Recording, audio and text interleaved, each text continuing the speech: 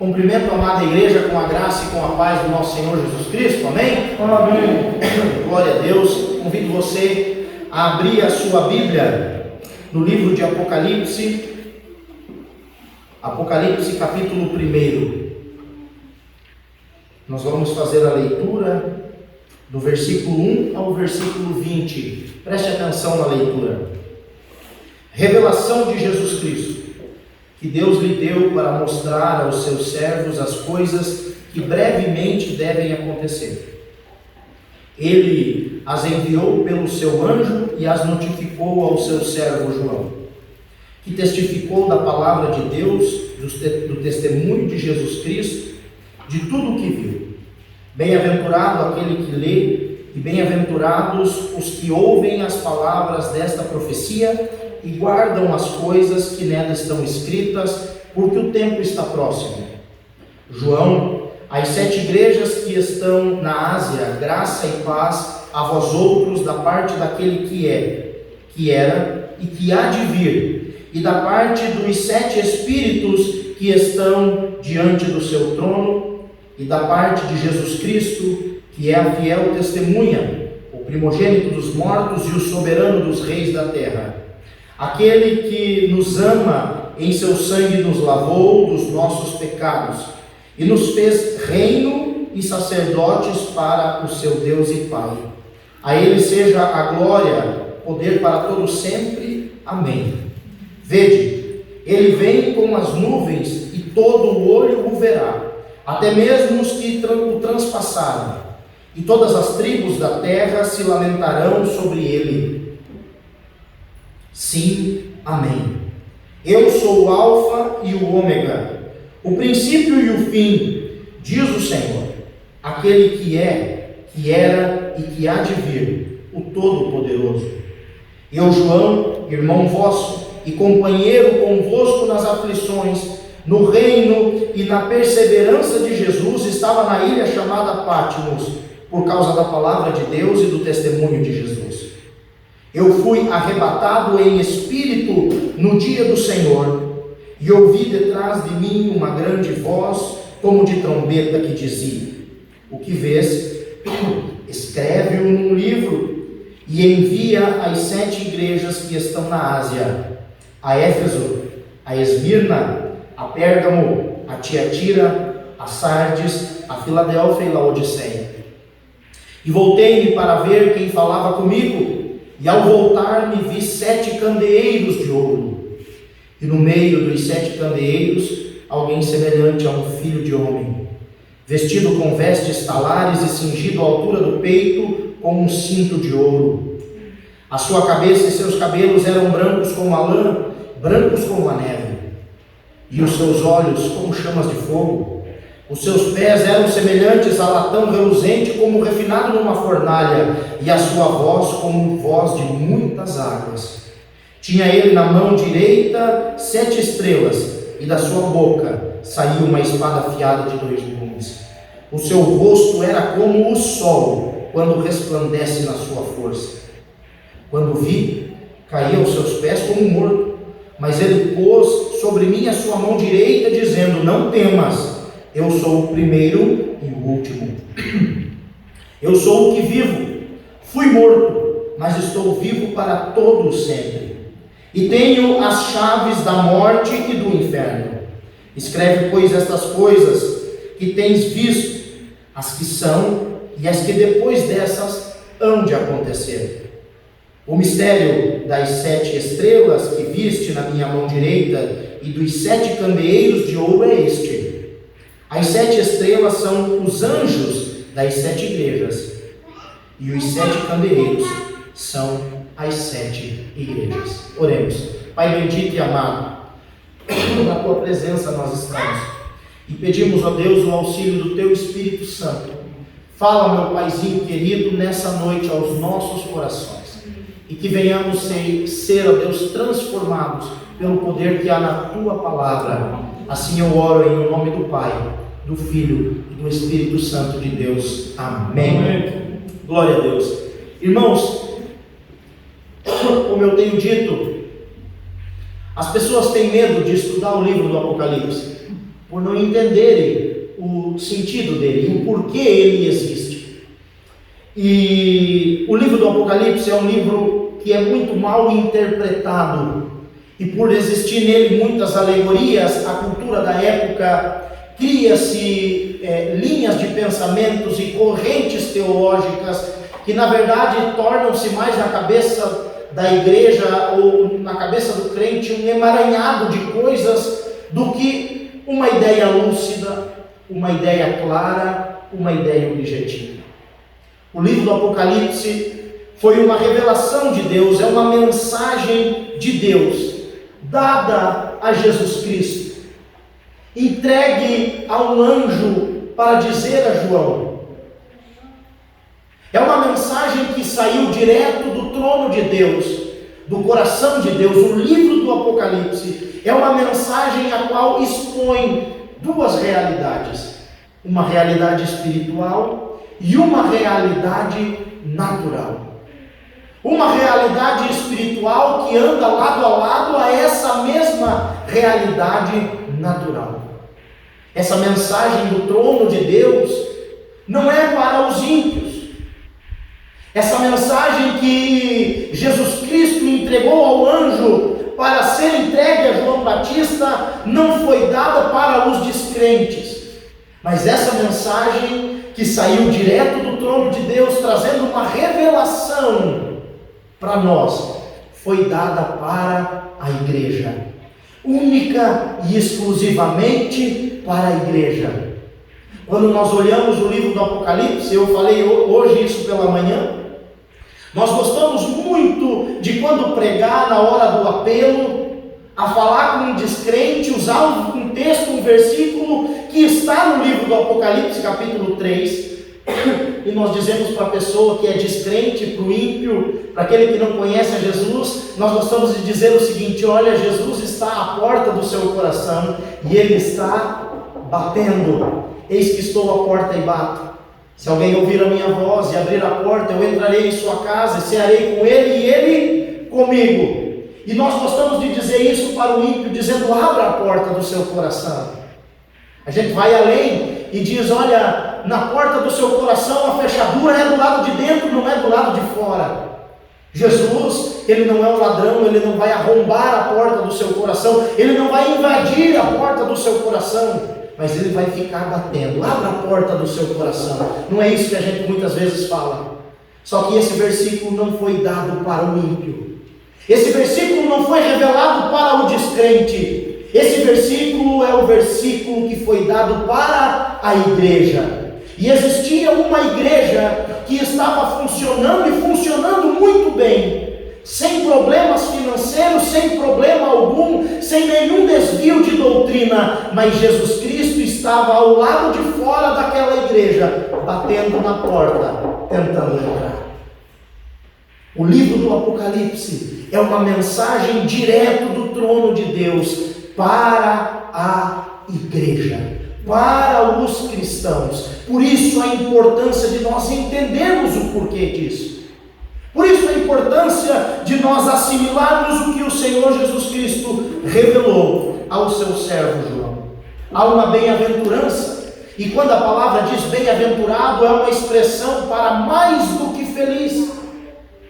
Há uma promessa no livro do Apocalipse que diz o seguinte: são mais do que felizes aqueles que leem, mais do que felizes aqueles que ouvem as palavras desta profecia. E por que eles são mais do que felizes? Porque eles recebem uma palavra direto de Deus.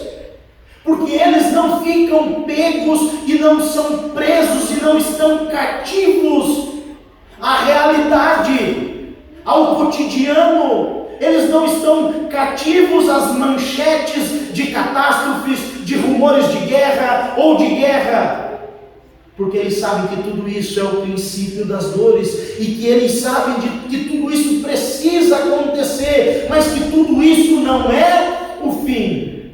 Enquanto a humanidade está gemendo e chorando, porque a sua esperança se esvai com as más notícias, aqueles que ouvem estas palavras, aqueles que leem estas palavras, enchem o seu coração de esperança e bradam cada vez mais, dizendo: Maranata, ora vem Senhor Jesus. O seu coração exulta porque ele vê que Jesus está às portas para buscar a sua igreja, e essa é a bem-aventurança contida nesse livro.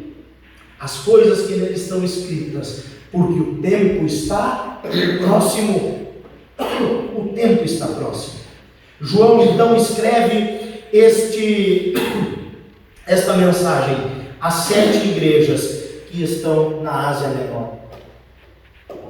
Essa mensagem de Deus para aquela igreja não é uma mensagem que perdeu o seu prazo de validade.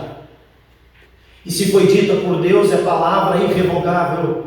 E se foi falada por Deus, é palavra eterna. E se foi dita por Deus, é palavra indestrutível, é palavra insolúvel. Tudo passa nesse mundo, exceto as palavras do nosso Deus. E se foi dito para 7 igrejas, ela quer falar também aos nossos corações. A palavra de Deus permanece para todo sempre.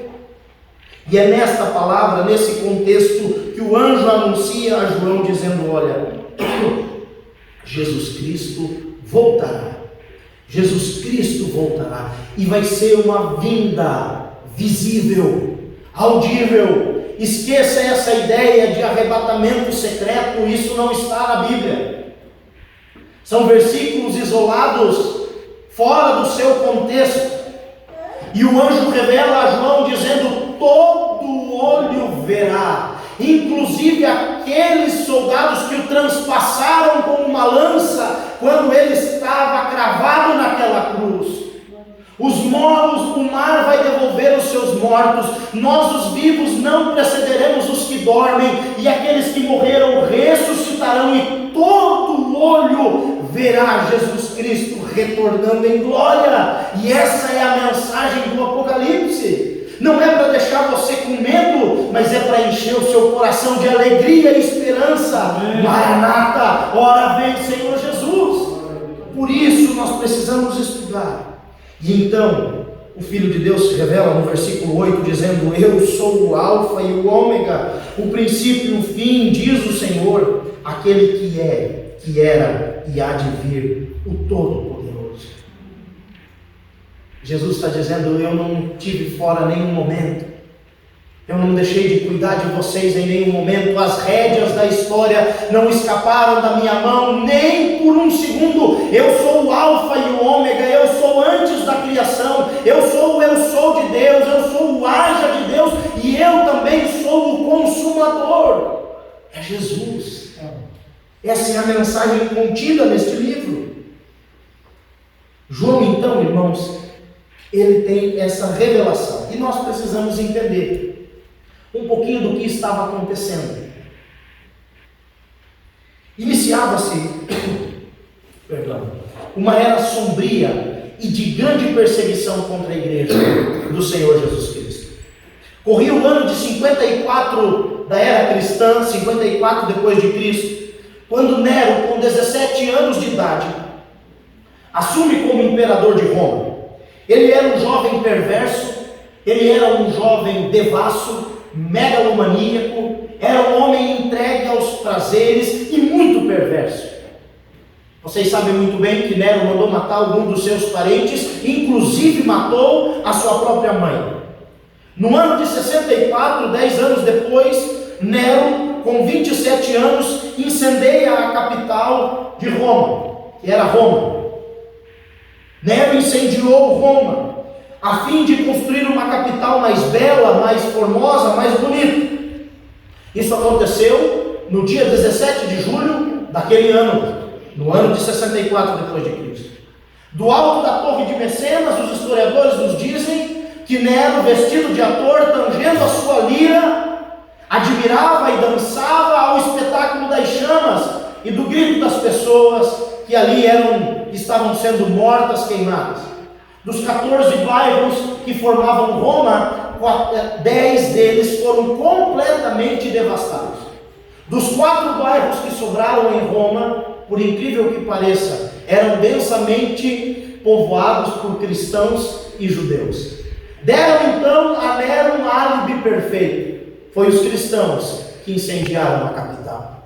Os historiadores dizem que naquela época faltou madeira para fazer cruz.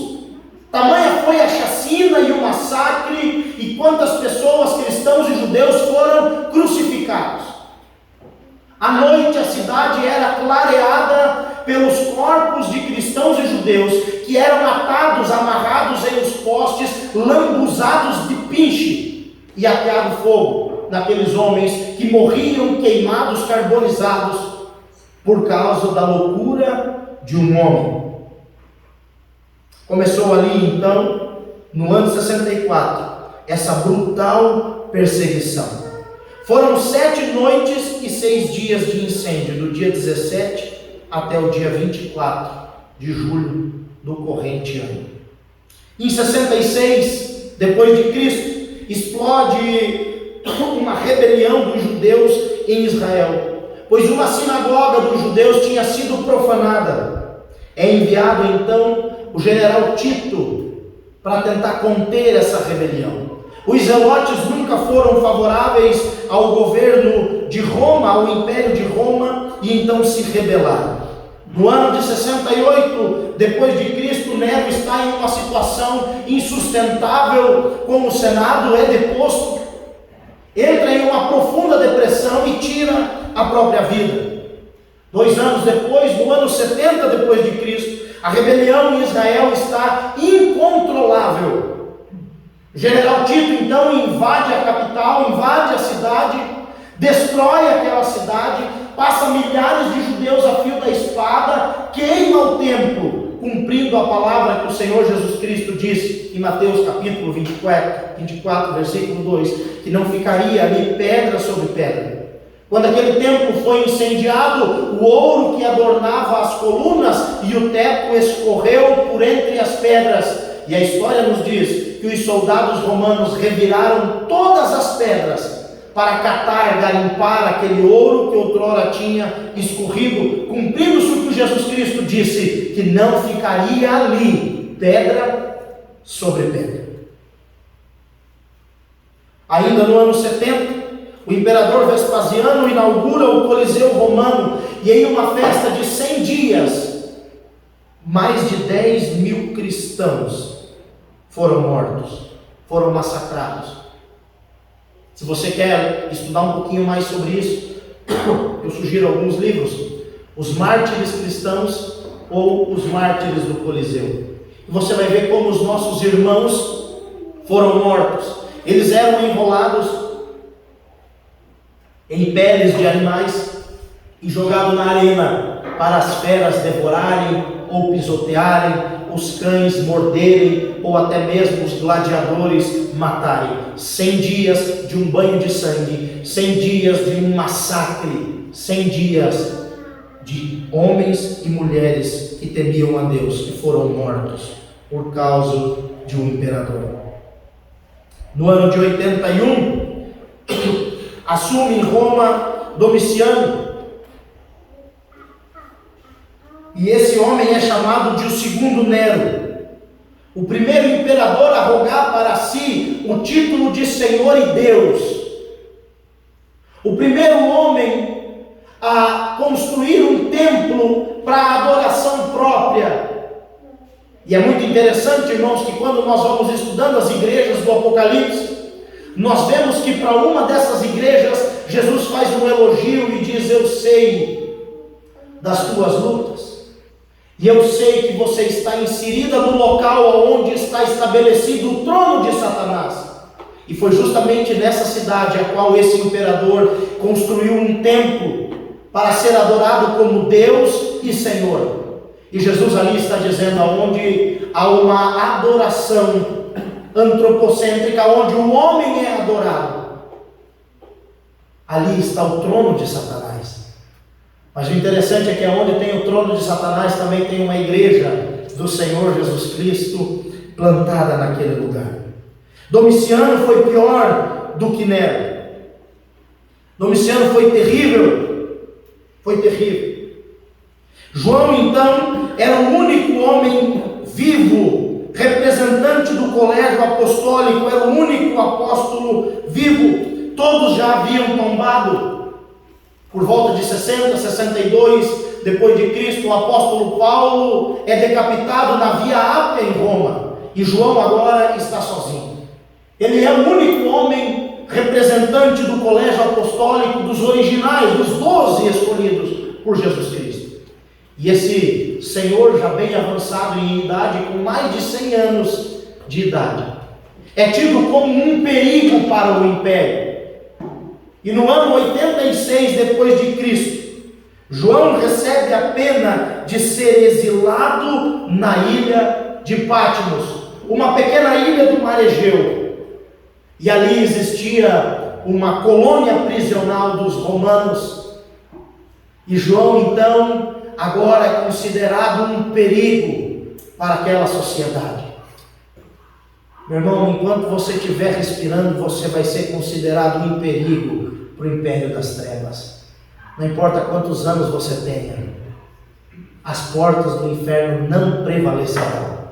João, então, é exilado na ilha de Patmos, e Domiciano, nessa tentativa de calar o avanço da igreja, ele começa a fechar todas as portas aqui na terra para a igreja. E quando todas as portas aqui estão fechadas, e João, que é o único representante vivo do colégio apostólico, está preso na ilha de Patmos, o Senhor Jesus Cristo abre uma porta no céu e diz: sobe para cá, que eu te mostrarei as coisas que devem acontecer. Eu te mostrarei as coisas que vão acontecer. O inimigo pode tentar fechar todas as portas, mas Deus sempre mantém uma porta aberta.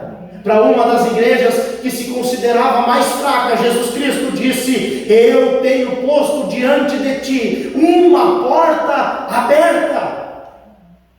E quando João pensou que todas as portas aqui estavam fechadas, Jesus Cristo disse: sobe para cá, eu abri uma porta no céu para você. E em espírito, é o que ele começa a falar no versículo 9, em espírito, João subiu e viu, contemplou a revelação de Deus. Apocalipse significa isso, revelar, o abrir de uma cortina, o desenrolar do véu. E foi isso que aconteceu. Deus abriu uma porta para a sua igreja.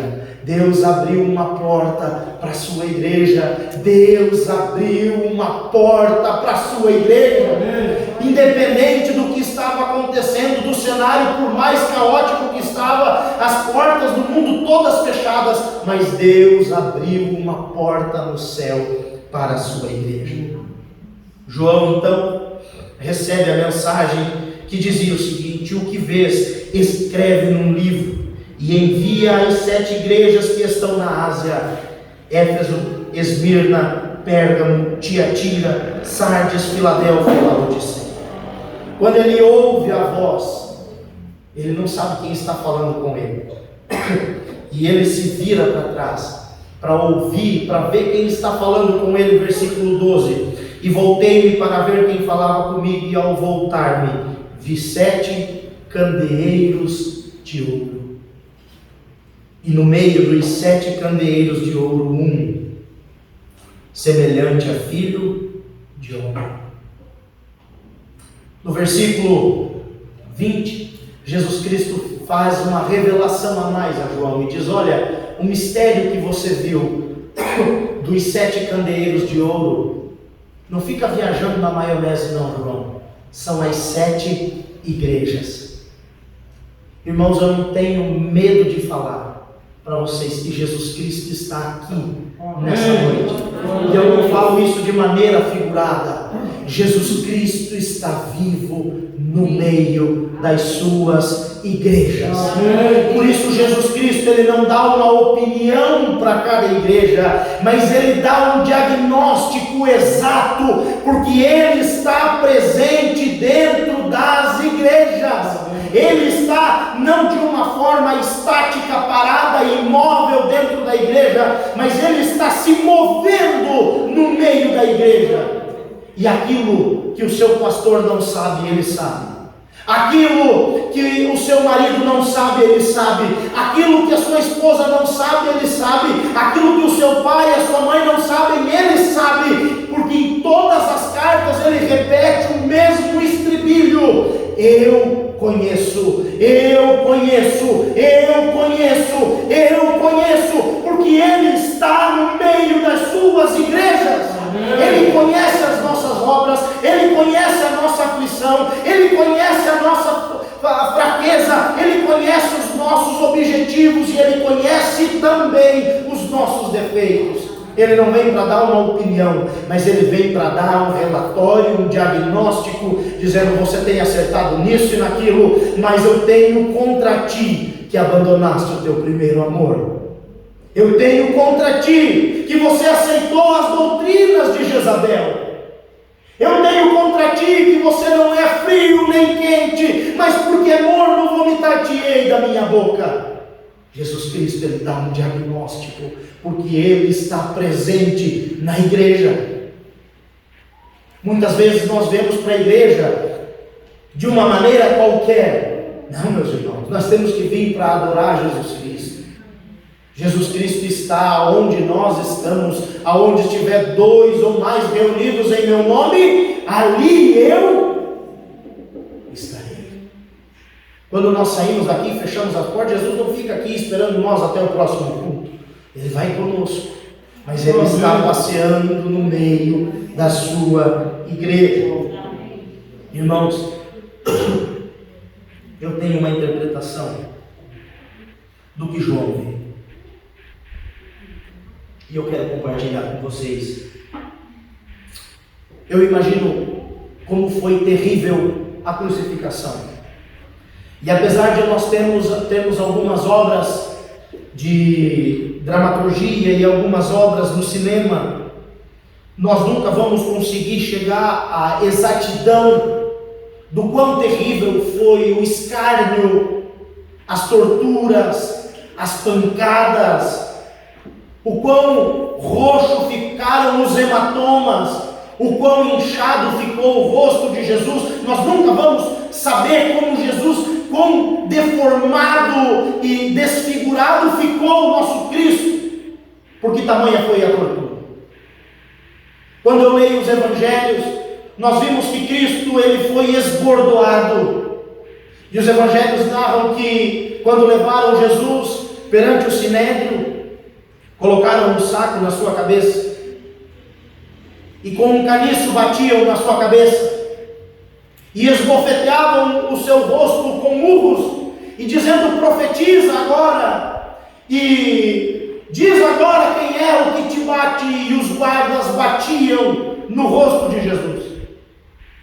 Se você já viu uma luta de MMA ou de boxe, ali são pessoas que estão preparadas, treinadas, com luvas nas mãos, com protetor de boca, e às vezes eles saem do ringue todos desfigurados. Imagina o que aqueles homens fizeram com o coração dominado por Satanás, com o nosso Senhor, uma madrugada inteira apanhando na cabeça.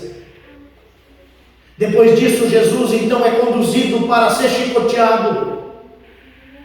E o chicote não tinha uma ponta só, mas se dividia em 12 tiras, até 12 tiras. E cada ponta daquela tira tinha um pedaço de osso ou de metal. E foram 40 chibatadas no corpo de Jesus. E aí multiplica por 12 para você ver quantos laçaços Jesus Cristo tomou no seu corpo. Dizem os historiadores que aquele manto carmesim que jogaram por cima dele foi para estancar o sangue das feridas. Não bastasse, eles teceram uma coroa com duros espinhos e cravaram e forçaram no crânio de Jesus, que cortou o seu couro cabeludo, e vocês sabem muito bem que na cabeça nós temos muitos vasos sanguíneos, e aquilo deve ter jorrado sangue, e o cabelo de Cristo deve ter ficado todo empapuçado pelo sangue e pela poeira. Eles o fizeram carregar a própria cruz, e porque ele caía pelo caminho, pela fraqueza de carregar a própria cruz, eu imagino o sangue misturado com a terra e com a poeira. Não bastasse, eles colocaram Jesus Cristo em uma cruz, no leio maldito, e atravessaram os seus pés e mãos com cravos, e ali penduraram. Quando o nosso Senhor teve sede, deram-lhe vinagre. O nosso Senhor via, pregado da cruz, toda aquela multidão que passava e manietava a cabeça. E os sacerdotes e sumos sacerdotes diziam: salva-te a ti mesmo. Não és tu aquele que disse que destruiria o templo e reconstruiria em 3 dias? Salva-te a ti mesmo. E mesmo no momento de agonia, aquele clamava: Eloi, Eloi, lama sabachthani, diziam: ele está clamando por Elias, vamos esperar um pouco, vamos ver se Elias vem. E zombavam dele. Não bastasse, entre 2 malfeitores, uma à direita e uma à esquerda, um deles também zombava de Cristo. E Cristo, ao olhar tudo isso, disse: Pai, perdoa, porque eles não sabem o que fazem. Nós sabemos que todos os discípulos fugiram, e o único dos homens que ficou ali foi João, que estava acompanhando a mãe de Jesus. E nos evangelhos, então, nós encontramos Jesus preocupado com a sua mãe, mesmo desfigurado, enfraquecido, torturado e pregado em uma cruz. Ele diz para João: eis aí a sua mãe, e para Maria: eis aí o seu filho. Eu imagino que essa imagem ficou na memória de João, e que mesmo depois da ressurreição de Jesus e ter passado alguns dias, a qual nós sabemos que Cristo ficou 40 dias depois de ressurreto na terra, essa imagem ficou na cabeça de João. Isso fala de mim, porque se fosse eu, João, teria eu ficado com essa imagem. Toda vez que eu fechasse os olhos, eu viria o rosto de Jesus, o Cristo crucificado em fraqueza. Mas agora, na revelação do trono de Deus, quando João olha para trás, ele vê o Cristo na glória. E Jesus se revela para tirar aquela imagem. Jesus se revela para tirar aquele trauma da vida do seu amigo, daquele que deitava a cabeça no seu peito e ouvia os batimentos do seu coração.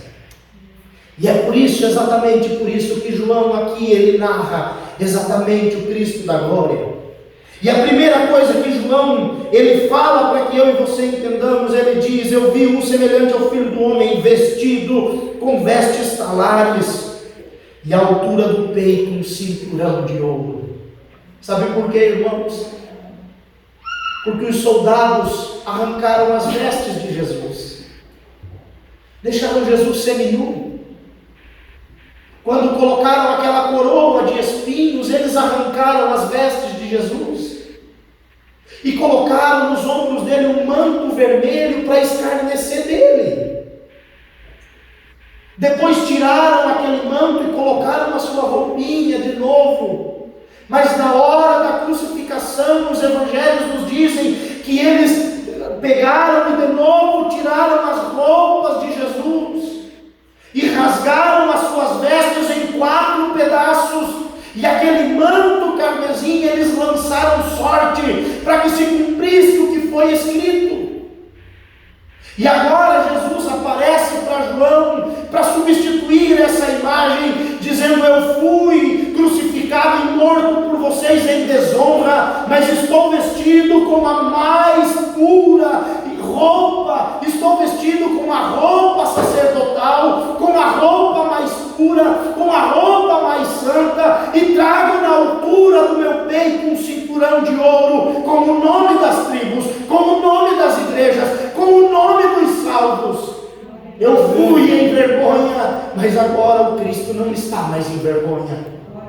E João narra então que Jesus estava vestido com vestes talares, com roupas compridas, com roupas de um rei, com roupas de um príncipe. Em segundo lugar, ele diz o seguinte: a sua cabeça e os seus cabelos eram brancos como a lã, brancos como a neve. Imagine, irmãos, o que aquela coroa de espinhos não fez na cabeça de Jesus. Os seus cabelos empapuçados pelo sangue e pela poeira, pela sujeira, por restos e farpas de madeira. E agora João olha para Jesus e vê a santificação. Ele não vê mais os cabelos e a cabeça coberta por sujeira e por sangue. Na Bíblia, cabelos grisalhos ou cabelos brancos não significa decadência, mas sim honra e força. E João agora, aquela imagem é substituída. O Cristo que estava com a sua cabeça, com o seu crânio deformado e rasgado, e os seus cabelos sujos pelo sangue que ele verteu pelos nossos pecados, agora tem a sua cabeça e os seus cabelos mais brancos do que a lã, mais brancos do que a neve. João continua e diz: e os seus olhos? Seus olhos eram como chamas de fogo. Não tem nada mais traumatizante que você olhar no olho de um defunto, de um ser humano que acabou de perder a vida. Você consegue ver em uma pessoa que está moribunda a vida dela se esvaindo pelo brilho dos olhos. Não há mais brilho, não há mais vida, não há mais esperança. Eu imagino que isso deve ter ficado na cabeça de João. E agora, ao olhar para Cristo, ele não vê só o brilho, mas ele vê o poder do olhar do Senhor. E aqueles olhos que antes olhou para aquela multidão sanguessuenta, vai olhar para os corações de toda a humanidade. E ele diz que os olhos do nosso Senhor são como chamas de fogo, que a tudo penetra, que a tudo destrói, que a tudo consome, e que ninguém pode escapar do seu olhar. Nós ainda temos a chance, irmãos, de clamar ao nosso Deus, para que Ele olhe para nós com amor e misericórdia. Mas o Cristo que vem nas nuvens e breve virá, Ele vem com olhos como chamas de fogo. Os seus pés não estavam mais cravados naquele leio maldito, mas agora Cristo está vestindo a sua armadura para cumprir a palavra de colocar todos os inimigos debaixo do escabelo dos seus pés. E os pés que outrora foram transpassados pelos cravos, agora vestem a armadura real. E Jesus vem para pisar a cabeça da serpente e colocar debaixo dos seus pés todo o principado e potestade. Amém. E a sua voz como de muitas águas. Nosso Cristo só pediu água para beber naquela cruz, e mesmo assim aqueles malditos lhe deram vinagre para cumprir o que estava escrito. E João diz: quando eu olhei para trás e eu não vi mais aquele Cristo que pedia água, mas dele fluíam muitos rios, e a voz dele era como voz de muitas águas. Aquele que outrora esteve com sede não tem mais sede, porque ele é a fonte da água da vida, e a sua voz é como voz de muitas águas. Tinha na mão direita 7 estrelas. Olha que maravilha! As mãos que tinham sido perfuradas pelos cravos agora sustentam a igreja. As mãos que tinham sido perfuradas pelos cravos agora sustentam os pastores.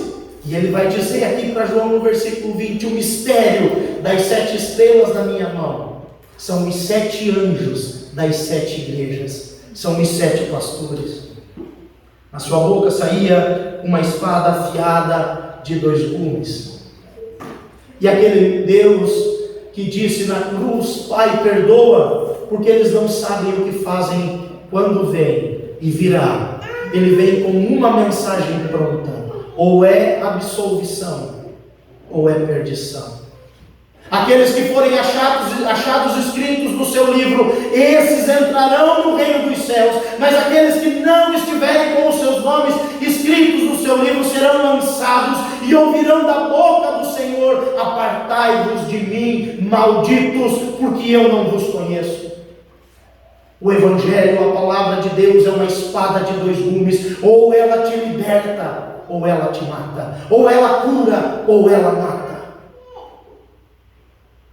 E no final, ele diz: o seu rosto era como o sol quando resplandece na sua força.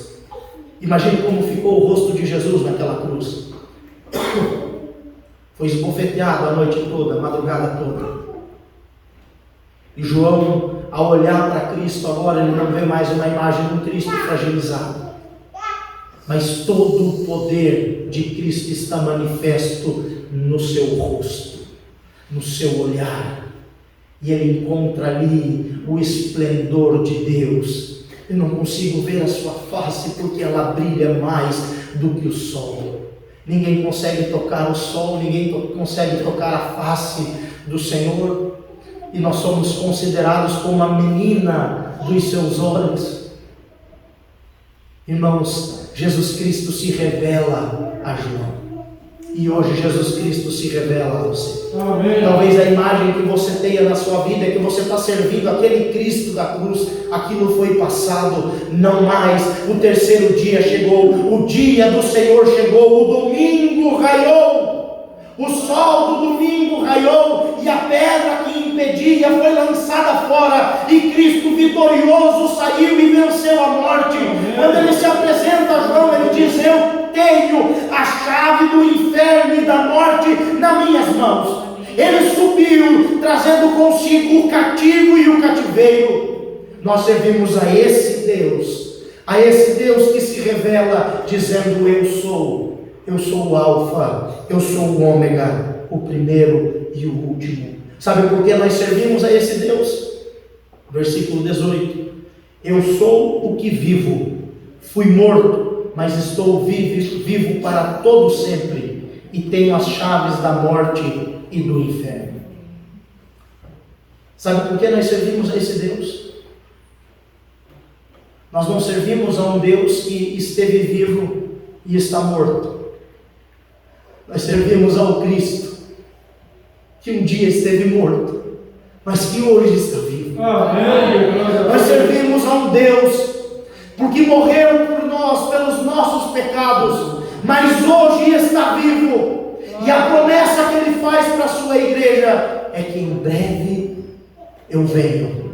Em breve eu venho. Bem-aventurados são vocês que têm o privilégio de ler. Bem-aventurados são vocês que têm o privilégio de ouvir, porque em breve eu venho. Amém. Amém.